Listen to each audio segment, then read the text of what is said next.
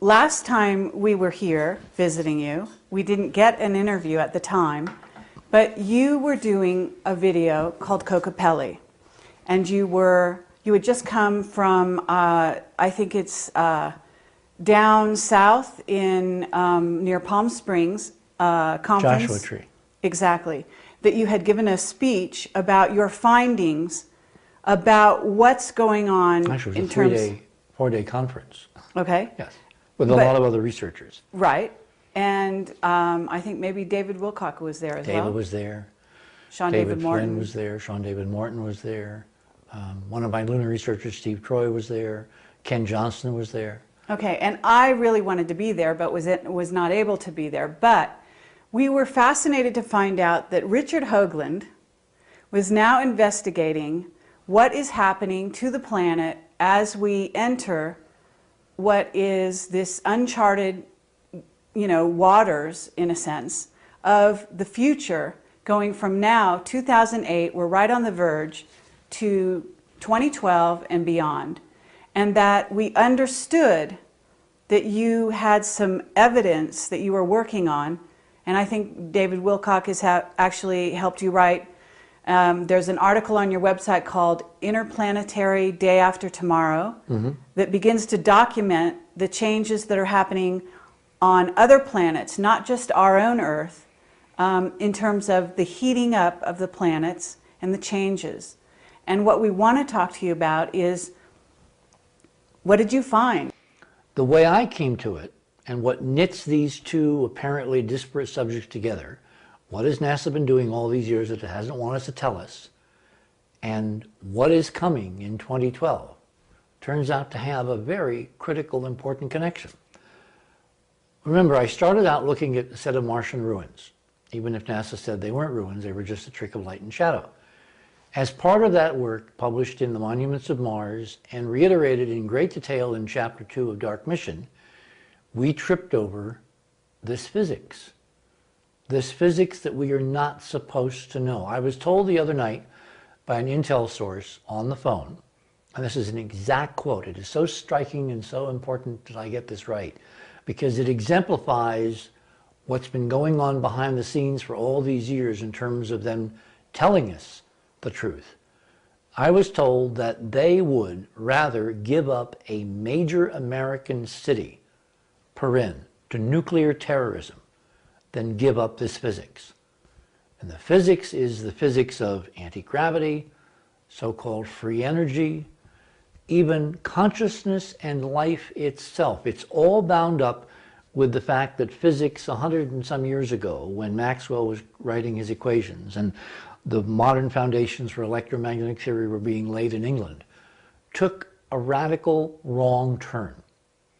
And in hindsight now, as I back and engineered this, and we talk about this in Chapter 2, it wasn't a wrong turn done by people who were misled, who were making mistakes, who just didn't know what they were doing. It was a conscious suborning of the truth. It was done by people manipulating science and scientists by controlling the journals, by creating the peer review process, by basically eliminating unwanted papers, by attacking character assassination of scientists who were not following the straight and narrow, a conscious herding of the scientific community away from technologies and a fundamental understanding of physics that would liberate all humankind. In other words, control.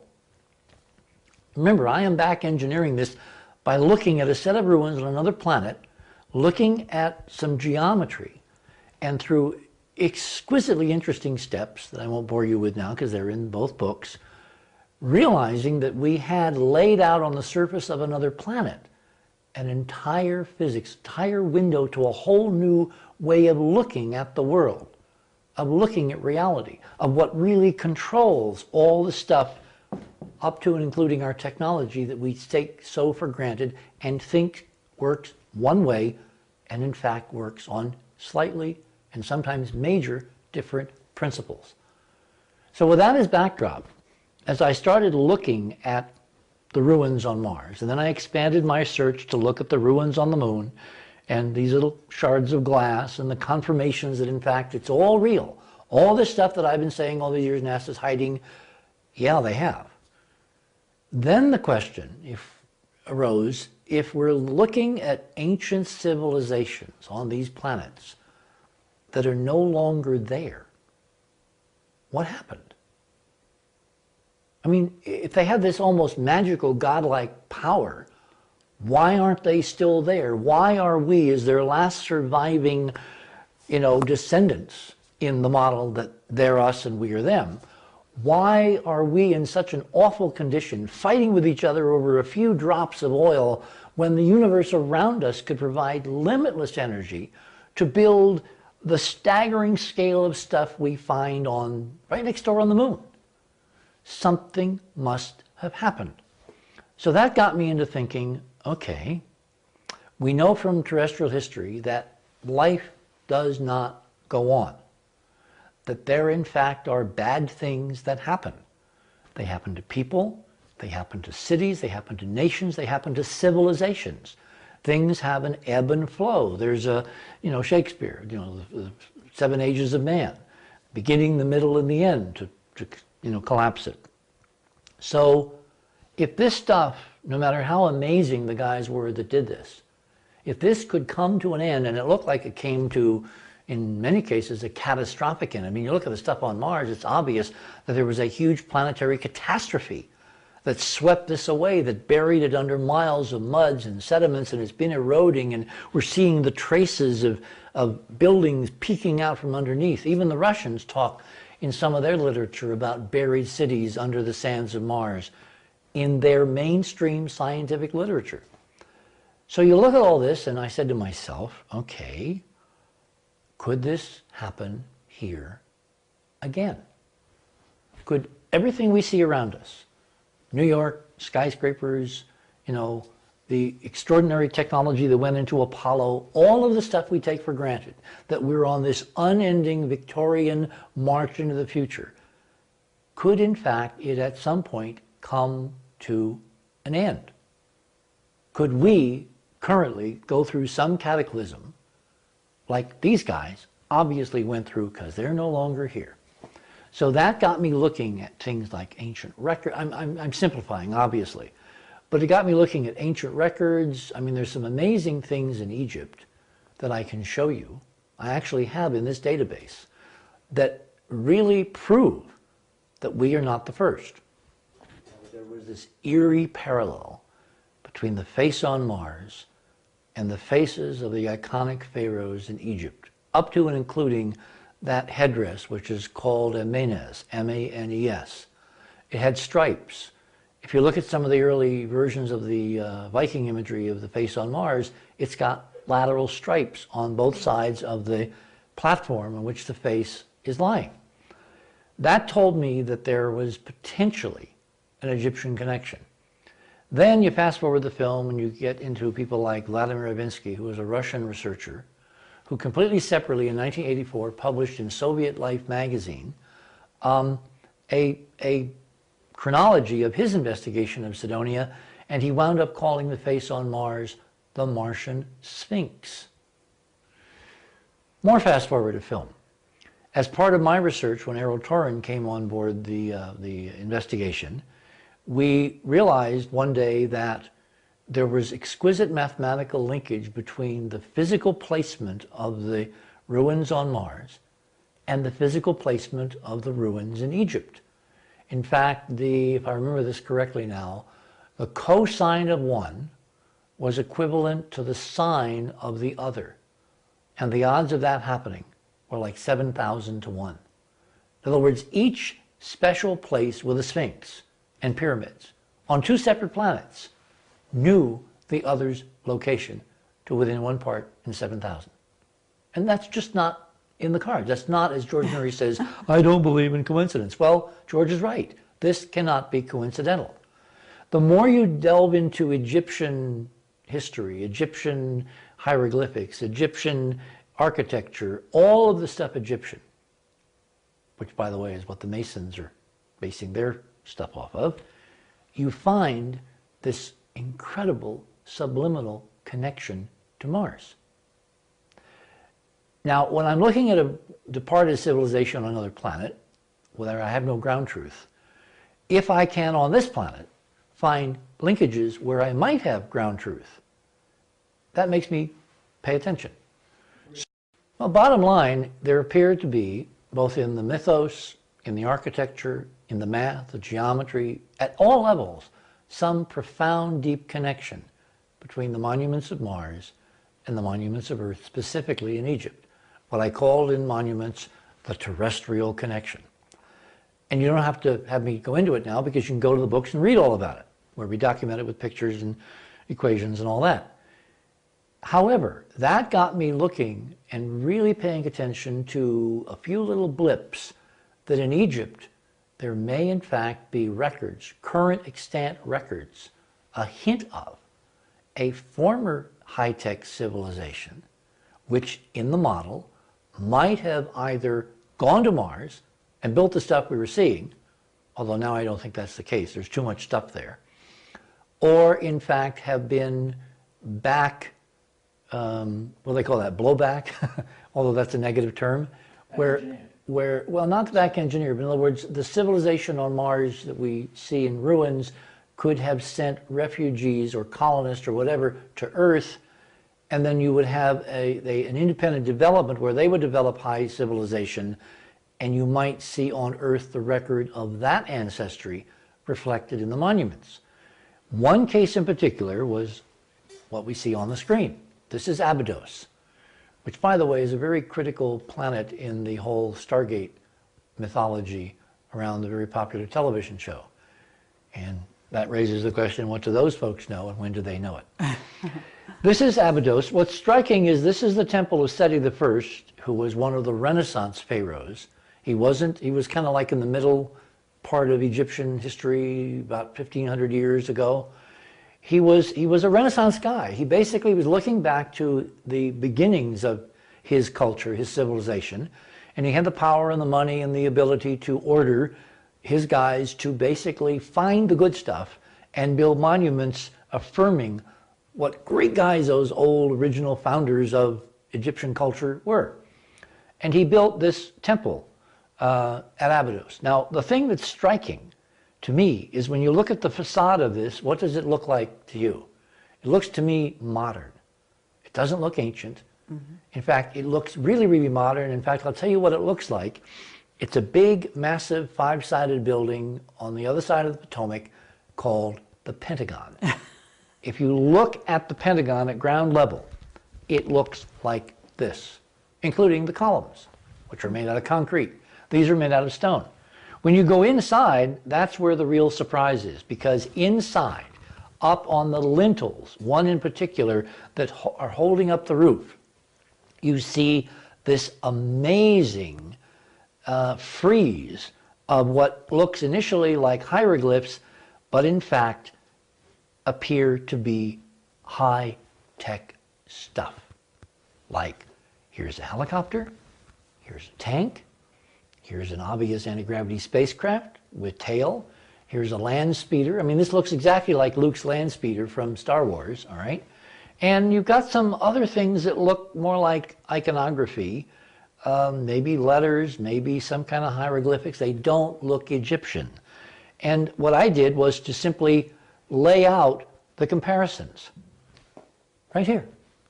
Now, anybody who looks at this says, oh my God, you mean the Egyptians had battle tanks and Cobra helicopters? No, that's not what we're saying.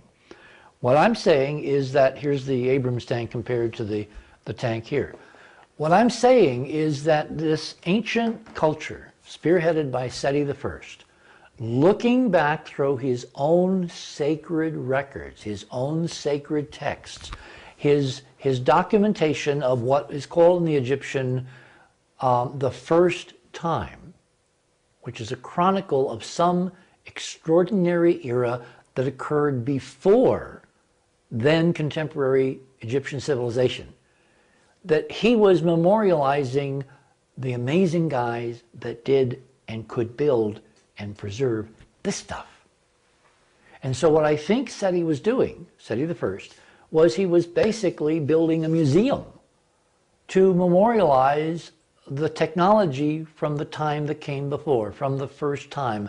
The Shensu Hor, the followers of Horus, who are this lineal priesthood that kept track. And if you look at Manetho's chronology, his calendar, you see these enormous swaths of time that conventional Egyptologists dismiss as, silly, misidentification of lunar cycles for years and stuff like that. But you're talking periods of time that equal like 10, 20, 30,000 years in a chunk. If you run that whole clock backward, this period of time could in fact have been contemporaneous with whoever built what we're seeing on Mars. And the anchoring piece of real science is that when you look at the Giza Plateau, when you look at the pyramids from the top down, look at the Ball and Hancock's reconstruction that the stars in the belt of Orion mimic the pyramid placement at Giza, and you look at how those pyramids are aligned almost, but not exactly, on due north. If you take a very simple clock, which is the plate tectonics in standard geology now, and you unwind that clock of the plate rotation of Africa due to the physics of the planet underneath Giza, it turns out that the architecture of the Giza Plateau and the time frame for whoever built Cydonia is exactly the same, 250,000 years. Okay. Which means we have 28 minutes, just so you can get a gauge. Which means we're looking at an incredible civilization that came and is now gone. Are we talking about Atlantis? Metaphorically, yeah. In other words, if you read Plato, if you read the actual story of Atlantis, I think scholars, and this is my personal opinion, have been too narrowly focused on one place, one island, one night, one catastrophe, that in fact what Plato was referring to, because he was, remember, listening to the priests from Egypt through Solon. He got all his stuff about Atlantis from the guys that did this stuff. He was talking about an era, about a civilization, about a culture, not one little spit of land where a bunch of guys did something really wacky and were beaten down by the gods. Atlantis is a concept, not a place. Atlantis, to me, is the time that came before, which may have included guys who could go to and from the moon, to and from Mars, lay out all the stuff all over the other planets and moons that we have found with great, great effort through the NASA database, and which is waiting to be confirmed by some honest space program that will give us all the truth someday. Leading then back to the inevitable question, if all this stuff once existed and now is all gone, what happened to them? And the answer in the physics is that the physics can go wrong. It can go horribly wrong. It can go wrong on a solar system scale. That's why we're seeing Mars in terrible, terrible ruin. That's why we're seeing ruins, not skyscrapers that you can recognize instantly, on the moon. And then the question has to be, can it happen here?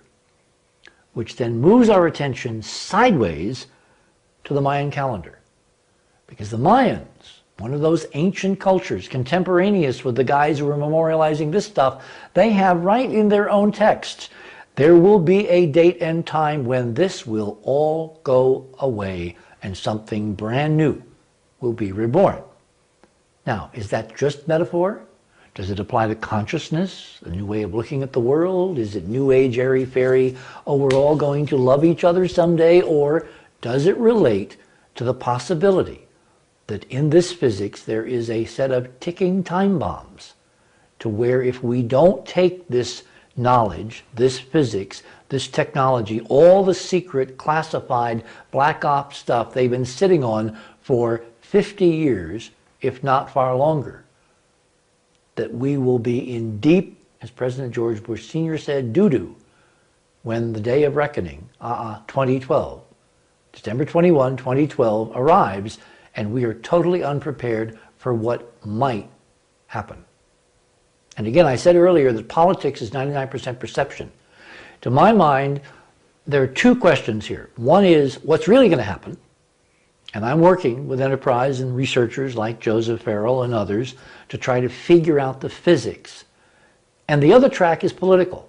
It's what do they, the controllers, the people who have literally suborned history, kept us from knowing our real history, completely suppressed current history, given us a fake script.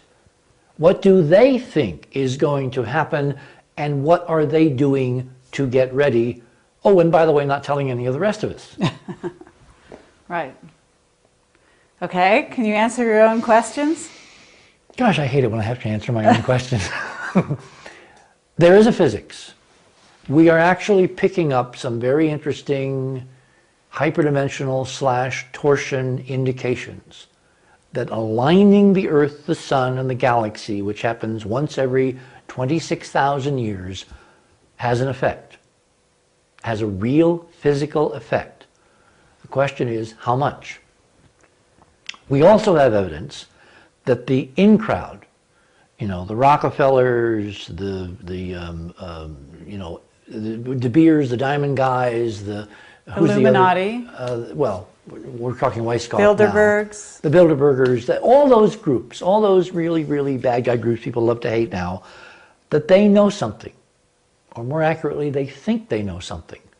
And they have been taking steps for the last 100 years to get ready. What's really interesting to me, and this was so cool when I figured it out and I was able to lay it out at the Joshua Tree Conference, which is not the first place that I've been laying this out. I've done several conferences now under almost like focus groups to see how people, you know, would stand up and salute when they saw this data. When Columbus sailed the ocean blue in 1492, one of the things he brought back was stuff from the Mayan calendar, Mayan codices. We are told they were burned, right? Wrong.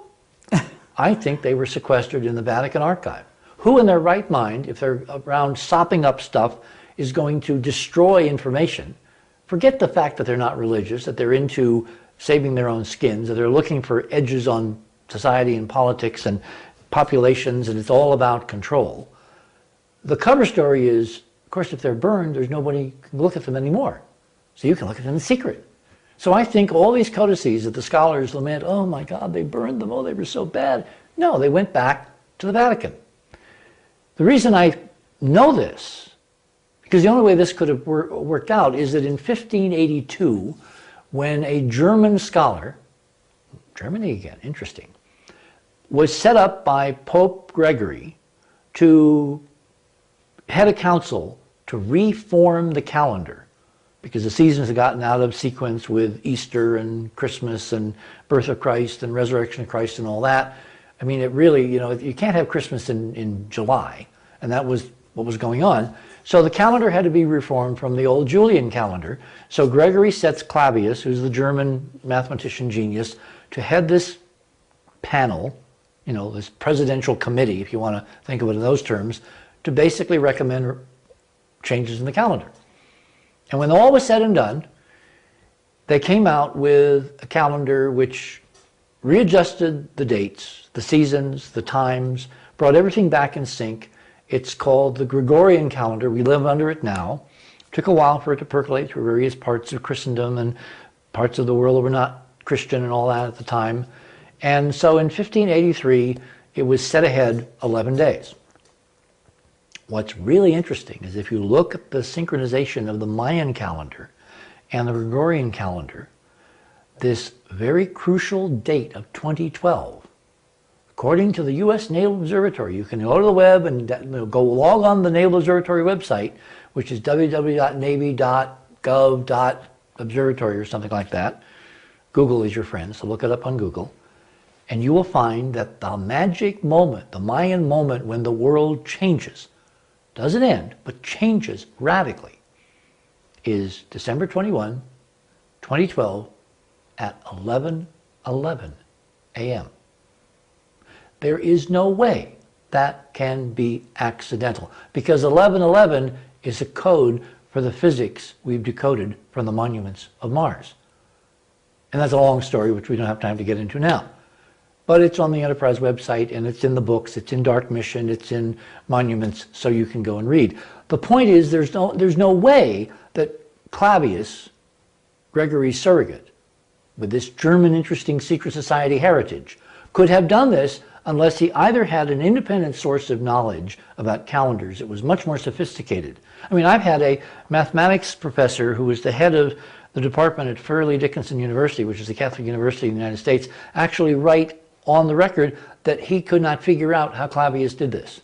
It's too damn precise. So my supposition is that it was the secret codices brought back by Columbus et al., sequestered in the Vatican with the Mayan calendar, where they were able to adjust the Gregorian calendar so it would come out at 11:11 a.m. the morning of the 21st, 2012. Okay, so what happens? Oh, I was afraid you'd ask me that. I don't know. Are you working on that? I'm working on it, of course. It's a work in progress. Okay. I don't know. I mean, I'm not going to sit here and tell you what I don't know. I can tell you what I suspect.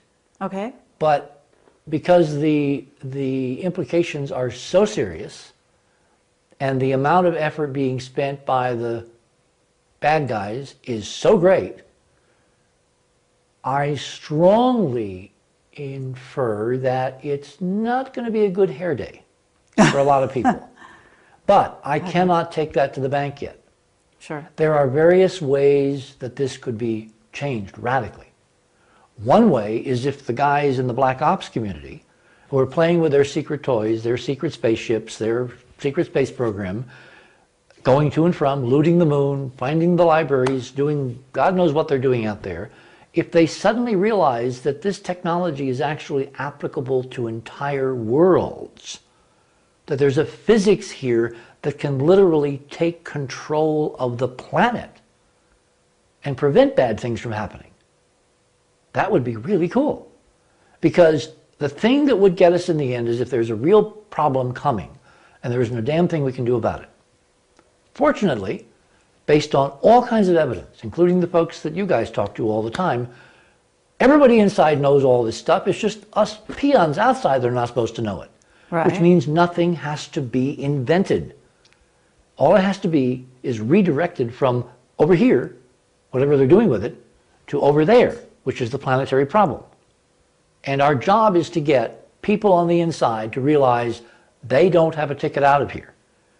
Mm-hmm. That they're caught with all the rest of us. That we're in it together. We're all in it together because the lie has been different at every level. And even if they've been told they have a ticket to leave Dodge, they probably don't. So they have families and aunts and uncles and dogs and cats and mortgages and all that stuff, and they will be here when whatever is coming in 2012, based on a physics that I can document, is here. Okay, well, we have a scientist who is talking to us very briefly for a moment.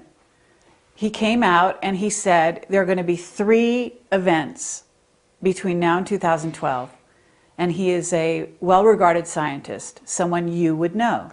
And perhaps you've been talking to him. We don't know. We can't name him. Okay. And he says, one is a CME, a coronal mass ejection from the sun. And Bill, you got to help me with this. The second is a magnetic pole reversal. Okay. And said, finally, a pole shift. And he said that these events will begin in 2009 and culminate in 2012.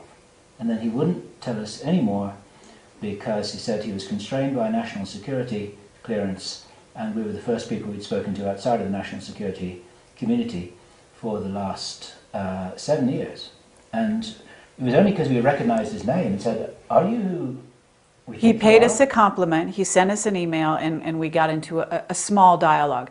Now, we are being approached by all kinds of people, some from Black Ops. Aren't we all? With secrets to tell, as well as remote viewers, etc., etc. And they've all got information about what may be coming down the pike from between now and 2012. Mm-hmm. We just went to Russia and interviewed Boriska, the child with past life recall of a life on Mars, who started talking at the age of 7, and we're going to be releasing that interview fairly soon. Basically saying Moscow is going to be inundated by water in a very matter-of-fact tone. and that it's going to happen in 2009. He doesn't know at this age of like 11, he doesn't know why or how. He just knows it's going to happen. We're getting all kinds of evidence. There's evidence of underground bases, of preparation to put, certain groups of people in safe places and let the rest of the people, in fact, something on the order of 2/3 of the population, just wing it and basically, go by the wayside. That's probably a very large underestimate.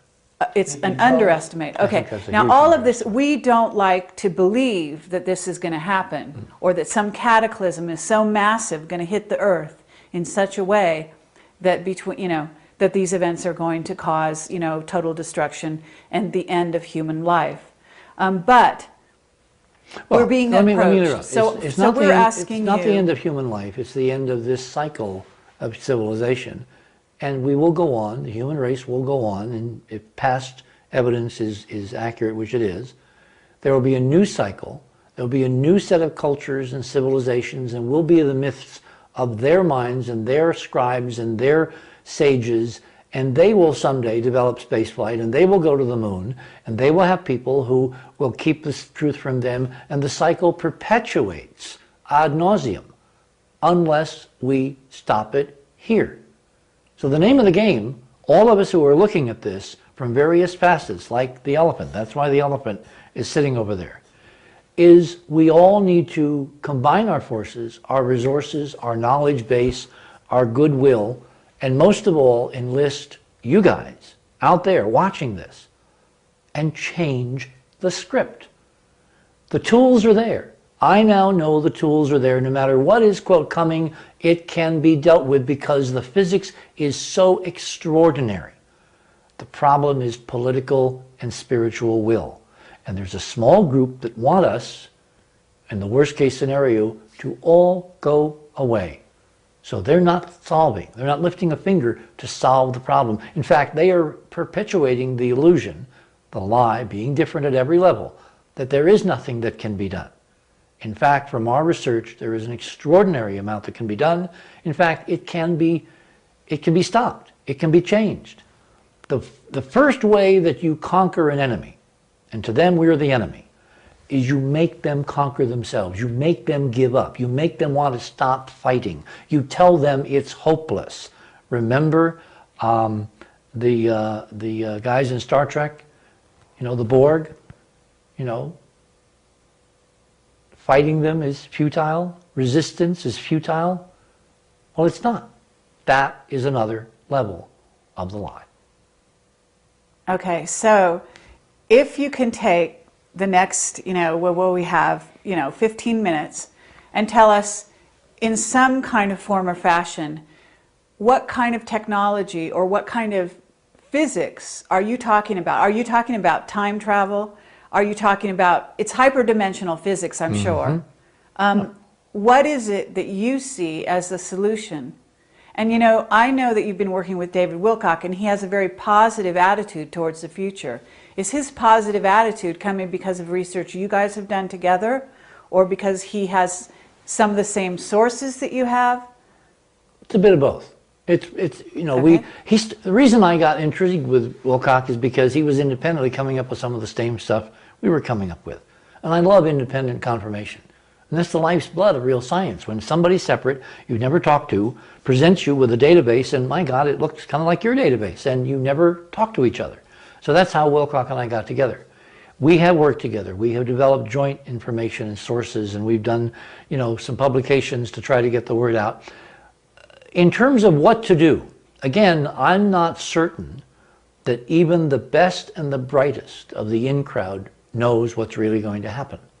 Because I found so many instances where they're working off these old texts, these old ancient documents, these rituals, and they obviously haven't a clue about the real physics behind them. So they could literally be spending all this money, which they're stealing from us, which is trillions. They could be building their huge underground cities like in the Urals in Russia. They could be doing their seed bank, which they're doing, remember up in Norway? Yes. They've got this, you know, socked away for the, I mean, it's all there. You can see what they're doing to get ready, but suppose they're being misled. Mm-hmm. Suppose they're not reading the physics correctly because they don't know there's a physics. It's so compartmentalized that the guys that are working with the physics are developing these neat spaceships and all that stuff, or the energy sources. They're not talking to the political folks that we're seeing or making these other decisions because, remember, it's secret, secret, secret. They would rather give up a major American city than release the secret of the physics, because if they do that, they totally lose control. And their purview, their paradigm, their whole reason for existing is all about control. So that they can't do, they can't go there. They can't say, maybe we're wrong. Maybe we haven't read this right. I mean, no one has called me up on the phone lately from deep inside and said, hey, Hoagland, what do you really think is going to happen? Unless you guys work for them, in which case it's a very elegant technique. The point is that you have to go by the numbers. And the numbers tell me, at this point, two very important things. One is it's not a date. It's not going to happen at the stroke of midnight on December 21, 2012, or 11:11 a.m. That's part of the synchronized ritual.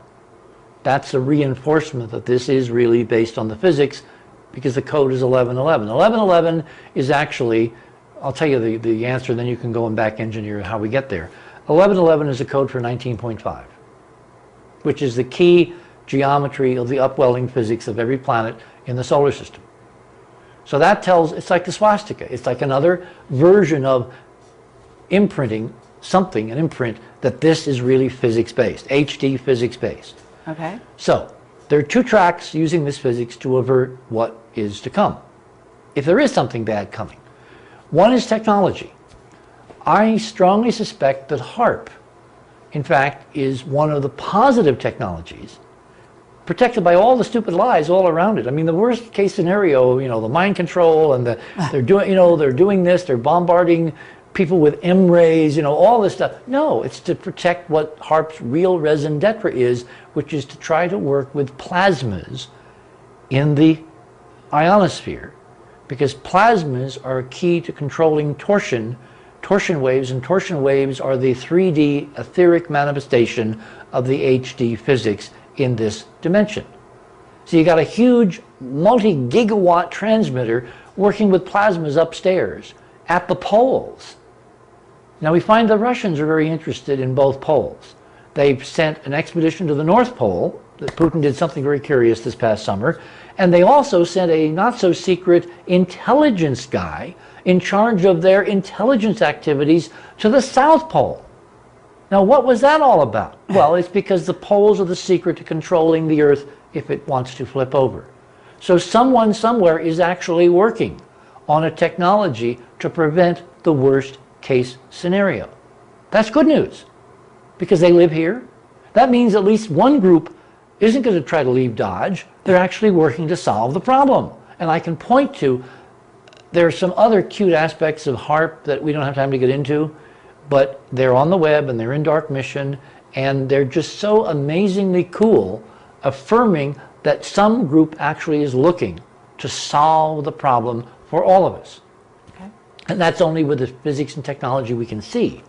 We don't know what's going on behind the scenes that we're not seeing, that's classified. In other words, they could, as I told one neocon some years ago, when I was having this discussion with him, and it was really amusing, because this is somebody that lives, he's a very high-level banker. Go to the money, follow the money, which I did. He lives right next to George Bush down in Houston, all right? So he's obviously intimately involved in that set of conversations. And I laid out exactly at that point, which was several years ago, what I thought might happen. Not will, but might. And he looked at me, and it was the most, it was the second most intriguing thing that had been told me after Gene Roddenberry's statement. He looked at me and he says, but you realize, Hoagland, that you'll get no credit for this. And I said, what? He says, well, this has to be done in secret. Nobody could ever know.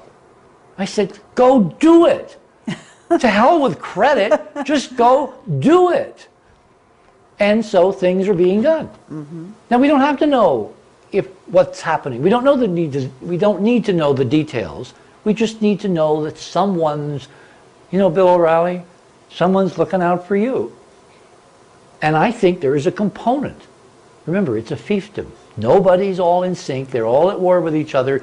And there's some component that says, holy cow, my wife doesn't have a ticket. Maybe I should do something for the planet because she's going to be stuck here. So someone who wants to have his wife stick around for a while. Sure.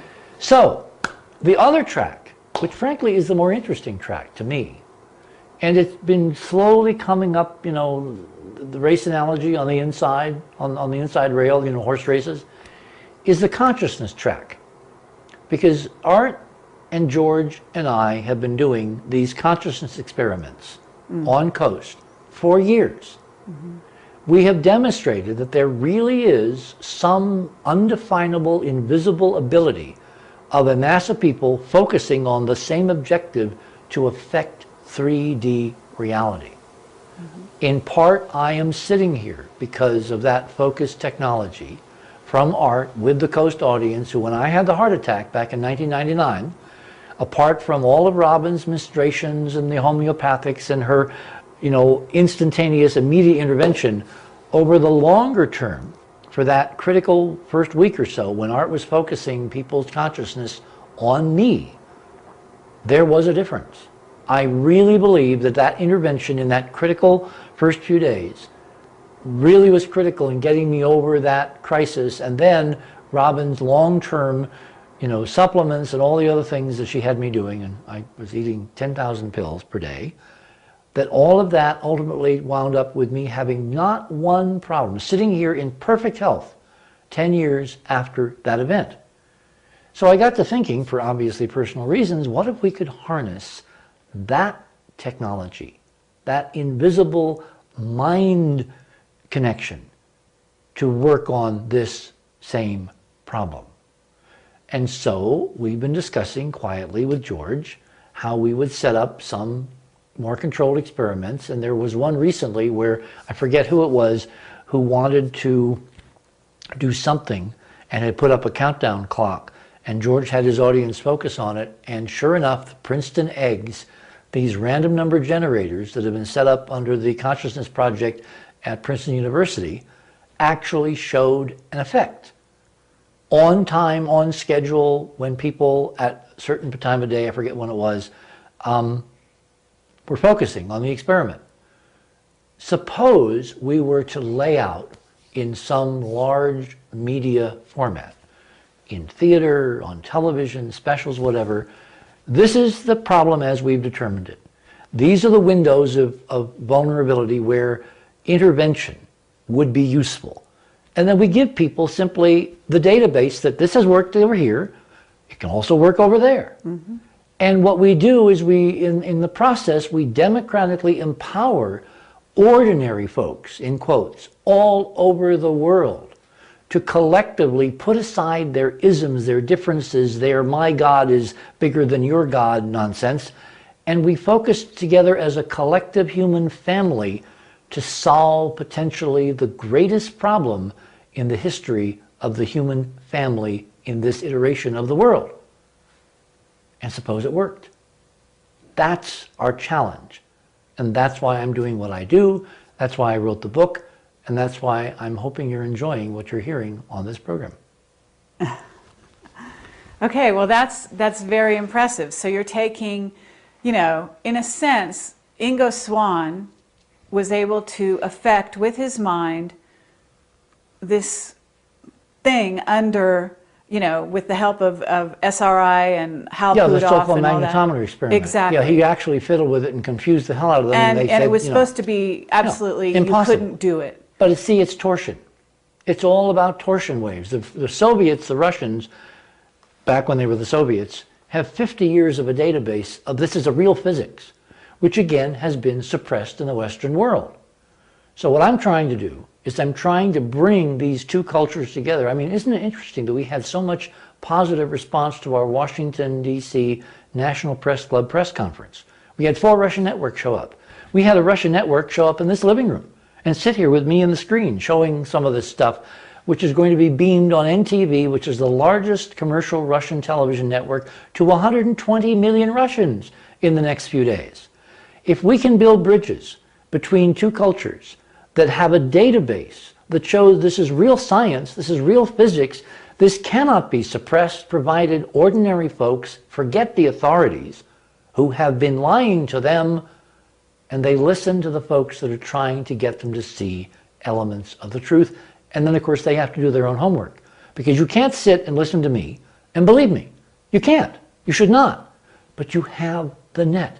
You have Google. Google is your friend. Everybody say after me, Google is my friend. You can now cross-correlate from so many sources that you will get a gestalt that most of what I'm telling you is in fact verifiable and therefore real.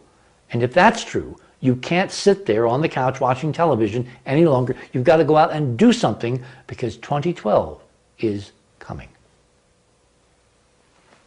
Okay, thank you very much, Richard Hoagland. This has been really fabulous. Camelot thanks you, and we hope to return to interview you and Farrell and continue the story. And I look forward to it.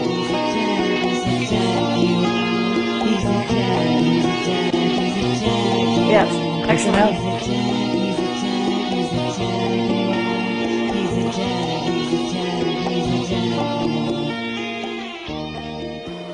One of the problems of publishing a book like Dark Mission is credibility. When you make claims, even claims based on evidence, even claims based on a NASA source like Ken Johnston, they are always open to interpretation by many, and they're certainly open to attack in terms of the credibility of your sources. In the last few hours on Amazon.com, there has been a review of Dark Mission published by a former NASA flight controller, who not only affirmed that most of what we have put in Dark Mission is correct, but he has also told me through this public venue that there used to be a time when I was doing Coast or doing Bell that the flight controllers would be listening to my expositions on various NASA activities, and that the flight controllers themselves had put all this together as a compilation in the Johnson Space Center library.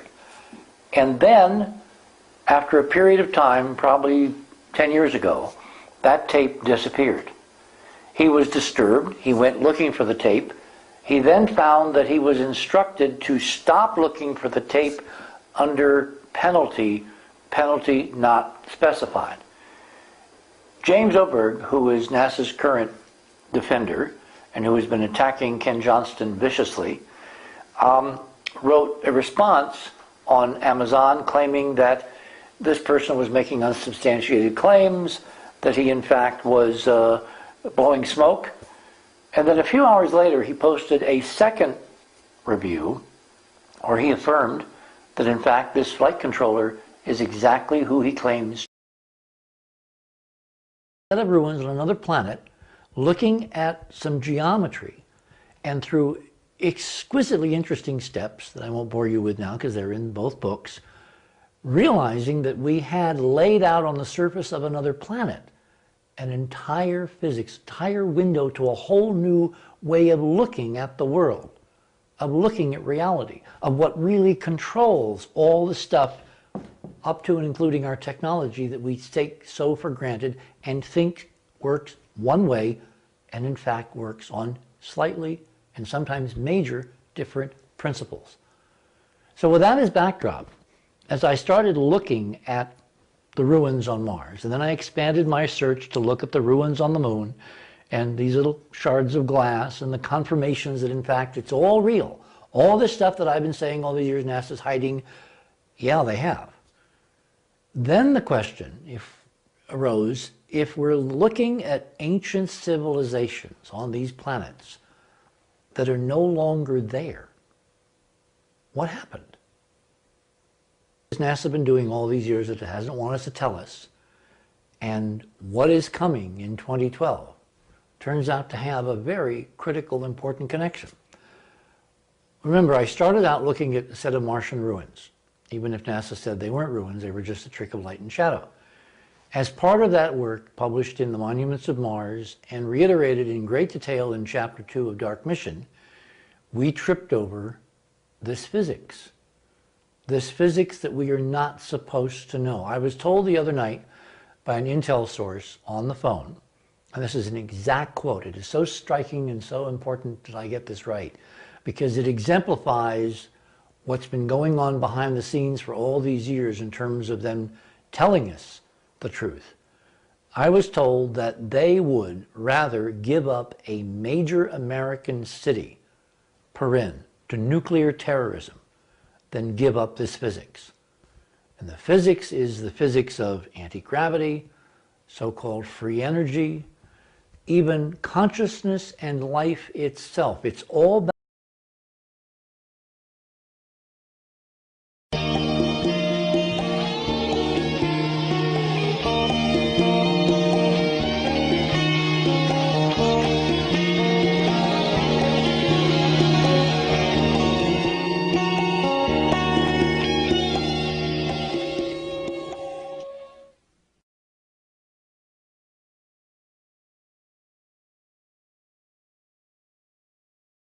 last time we were here visiting you, we didn't get an interview at the time, but you were doing a video called Kokopelli, and you had just come from, I think it's down south in near Palm Springs conference. Joshua Tree.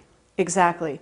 That you had given a speech about your findings about what's going on. Actually, it was a four-day conference. Okay. Yes. With a lot of other researchers. Right.